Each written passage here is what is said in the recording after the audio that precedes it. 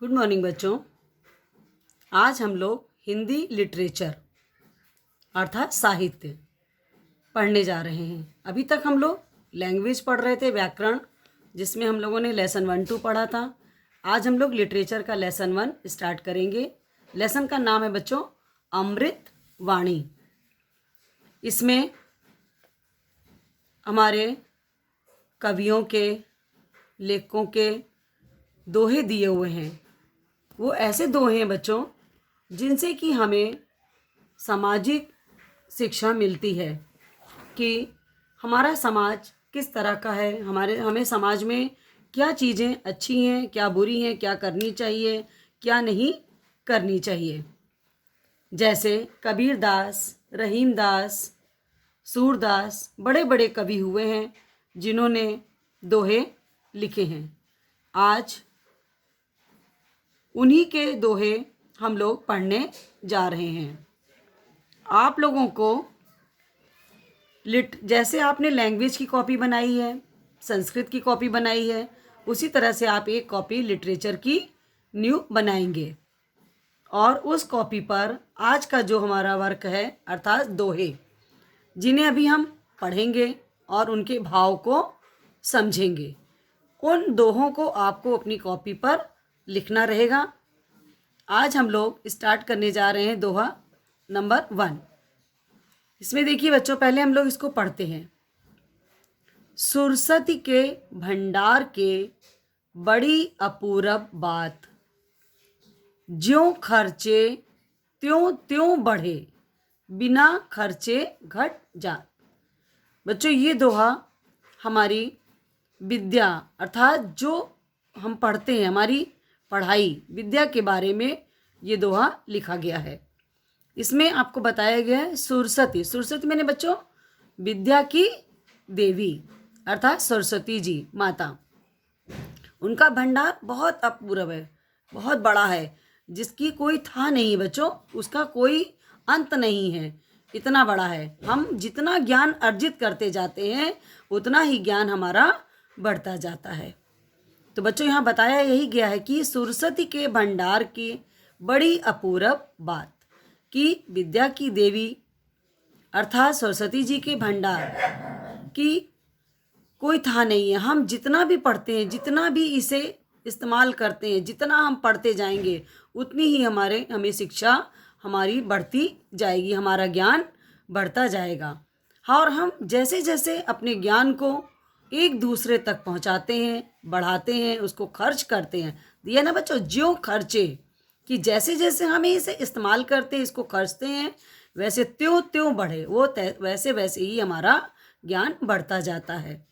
क्योंकि देखिए आप समझ सकते हैं बच्चों कि जैसे मान लीजिए हम शिक्षिका हैं, हम जो चीज़ पढ़ते हैं और जो आपको हम पढ़ा रहे हैं, तो पढ़ाने के साथ साथ ये हमारा ज्ञान भी बढ़ता जाता है। ये हम खर्च भी कर रहे हैं, और जब हम खर्च कर रहे हैं तो हमारा ज्ञान बढ़ रहा है।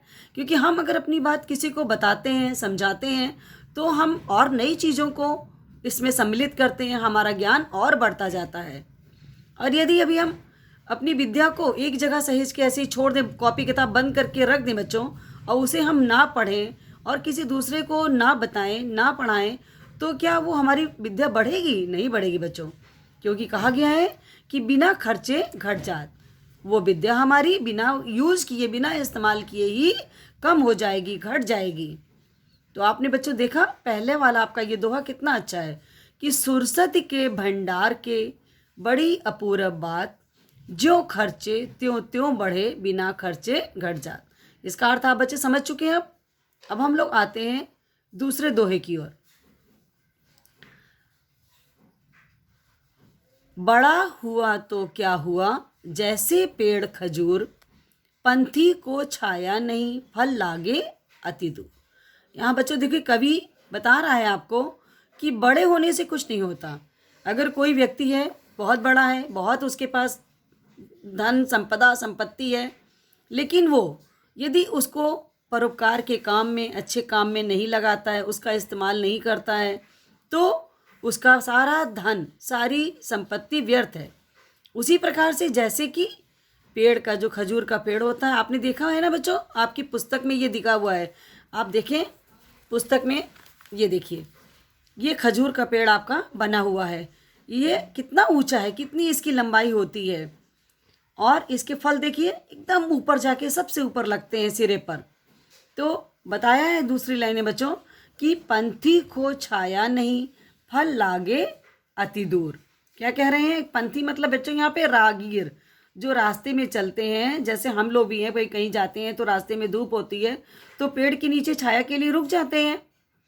उसी प्रकार से बता रहे हैं कि पंथी को छाया नहीं, उस इतने ऊंचे पेड़ की छाया उसको नहीं मिलती, उसको उसका कोई लाभ नहीं मिलता। और फल उसका, फल लागे अति दूर, फल इतनी दूर लगा हुआ है कि उसको वो तोड़ के खा भी नहीं सकता।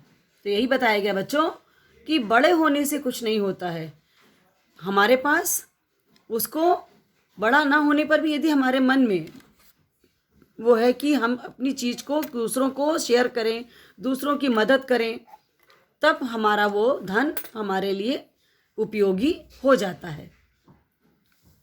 नहीं तो खजूर के पेड़ के समान ही हमारा वो धन संपत्ति रहती है कि ना तो किसी को हम कोई सुख दे पाते हैं और ना ही किसी के काम आ पाते हैं।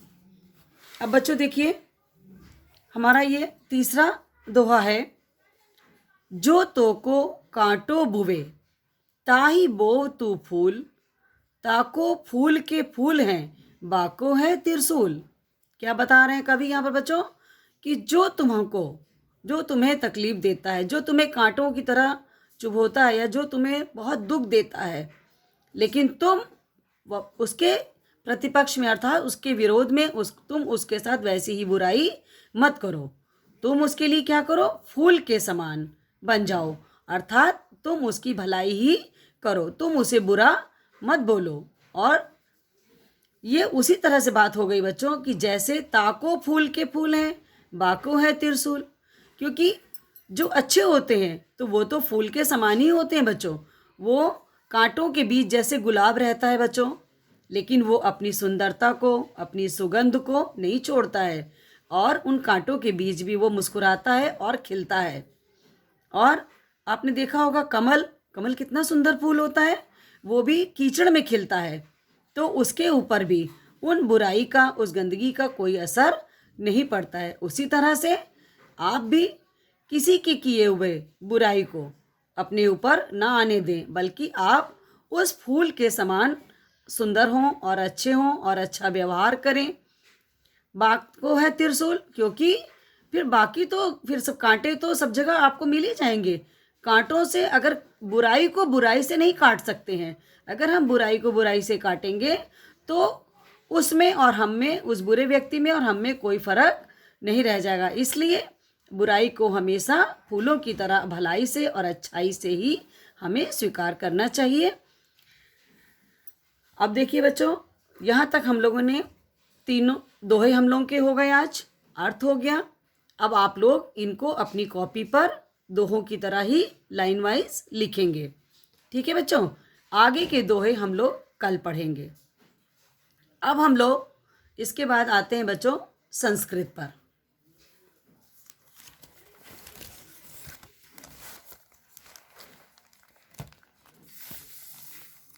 संस्कृत में देखिए बच्चों, हम लोगों ने सबसे पहले संस्कृत स्टार्ट की थी वंदना से, प्रार्थना से, भगवान की, विष्णु भगवान की वंदना की थी। आज हम लोग इसका प्रथम पार्ट, प्रथम मैंने फर्स्ट पार्ट, पहला, मम मित्रम। मम मित्रम मतलब माई फ्रेंड, मेरा मित्र। अब हम लोग आज इस लेसन को रीड करेंगे, इसके अर्थ को समझेंगे। देखिए, सबसे पहले हम लोग इसको पढ़ते हैं। अनुज मम मित्रम अस्ति,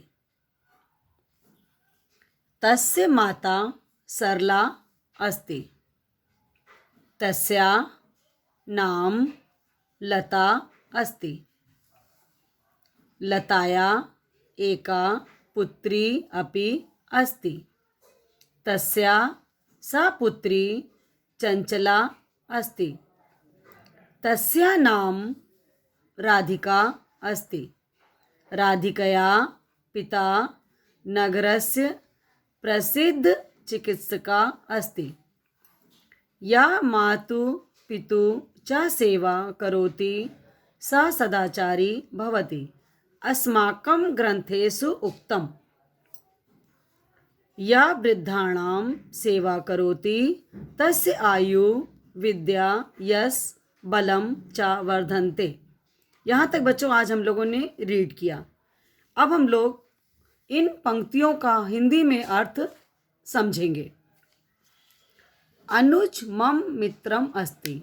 अनुज कौन है? मेरा मित्र है। अनुज नाम है बच्चों। अनुज मेरा मित्र है। तस्य माता सरला अस्ति। उसकी माता बहुत ही सरल स्वभाव की स्त्री हैं। तस्या नाम लता अस्ति। उनका नाम लता है। लताया एका पुत्री अपि अस्ति। लता की एक पुत्री भी है। अपि मैंने भी। लता की एक पुत्री भी है। तस्या सा पुत्री चंचला अस्ति। उसकी पुत्री चंचला मैंने बच्चों बहुत नटखट है। तस्या नाम राधिका अस्ति। उसका नाम राधिका है। राधिकया पिता नगरस्य प्रसिद्ध चिकित्सका अस्ति। उसके पिता कौन है बेटा? राधिका के पिता नगर के एक प्रसिद्ध, बहुत ही प्रसिद्ध चिकित्सक माने डॉक्टर हैं। या मातु पिता च सेवा करोति स सदाचारी भवति। बताया गया बच्चों यहाँ पर कि जो माता पिता की सेवा करते हैं वह सदाचारी होते हैं। ऐसा हमारे ग्रंथों में बताया गया है, कहा गया है कि या वृद्धानां सेवा करोति तस्य आयु विद्या यश बलम च वर्धन्ते। क्या कहा है कि जो वृद्धों की, वृद्ध में नहीं जानते ना बना, जो बुजुर्ग होते हैं, है ना, जैसे हमारे माता पिता, दादा दादी, जो हमारे ग्रैंड फादर मदर होते हैं, जो लोग उनकी सेवा करते हैं उनको आयु विद्या यश और बल उनके बढ़ते हैं। अर्थात ये सारे गुण हमें कब मिलते हैं? जब हमारे अंदर अपने बड़ों की सेवा की भावना होती है। इस प्रकार से आज हम लोगों ने इस पैराग्राफ का बच्चों उच्चारण किया और इसका अर्थ स्पष्ट किया। अगर आपको कहीं पर कोई प्रॉब्लम होगी बच्चों तो आप पूछ सकते हैं। इसके बाद आप क्या करेंगे इसमें? अब आप लोग बच्चों इसको आप फिर से पढ़ेंगे, इसको समझेंगे और याद करेंगे। इसके बाद नेक्स्ट पैराग्राफ इसका बच्चों हम लोग कल आगे की ओर बढ़ेंगे। धन्यवाद बच्चों।